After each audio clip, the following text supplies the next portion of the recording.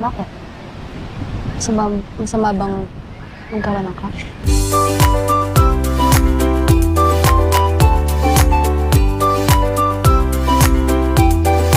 Po sa ating lahat, Kuya Earl. Mapagpalang araw sa iyong lahat mga idol. Muling pagbabalik sa ating munting channel, Kuya Earth. Maganda po ang ating topic ngayon mga idol dahil si Krista ay umamin na crush niya si Idol Mikoy. At si Idol Mikoy naman laging nakangiti at natamimi po ito. Anong masasabi niyo dito mga idol?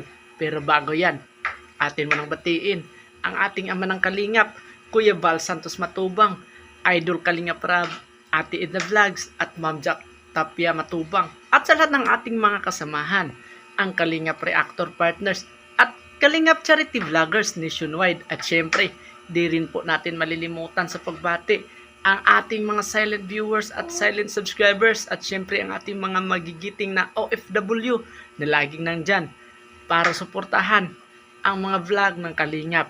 Ngayon mga idol, ating muling masaksihan ang pag-amin ni Krista na crush niya si Mikoy. Ito na nga ba ang unang regalo sa birthday ni Mikoy? Ting muling makikita mga idol. So please watch this.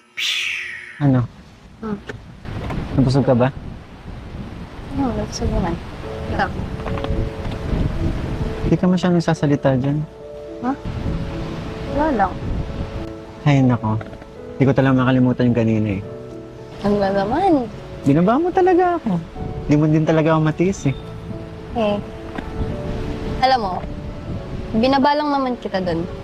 Sinawa ko sa'yo, gabi na talaga. Tapos, Ba't kinawa sa akin? nag-aambon pa. Aba, syempre.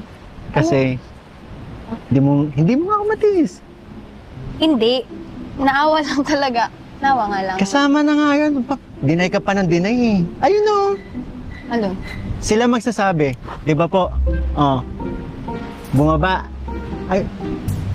Kasi sabi ko ng part 19, aamin ka na. Aamin na ano? Ano? Ano yan? Aamin ka na. Crush mo rin ako. Crush. Sabi ko nga, di ba? Binaba lang kita kasi nga, naawa ko sa'yo. Eh, paano naman kasi luluhod ka? Alam mo naman ang dumi-dumi dun, tapos... First time Kung bang may kailan lumuhod hindi. sa'yo? Ha? First time bang may lumuhod sa harapan mo? Sige. Ayaw mo talaga umamin. Ulitin ko. Ano umamin pa? Ulitin ko talaga. Hindi. Ano? Lulod ulit ako. O, tapos, balo ko. Tapos na, inawat na kita. O, tapos pag umulit ka pa, balo ka na. Kaya mo na yan. Bakit? Ay, nako, CJ. Dali na kasi. Ano ba Aminin yun? mo na, na-crush mo ako kasi.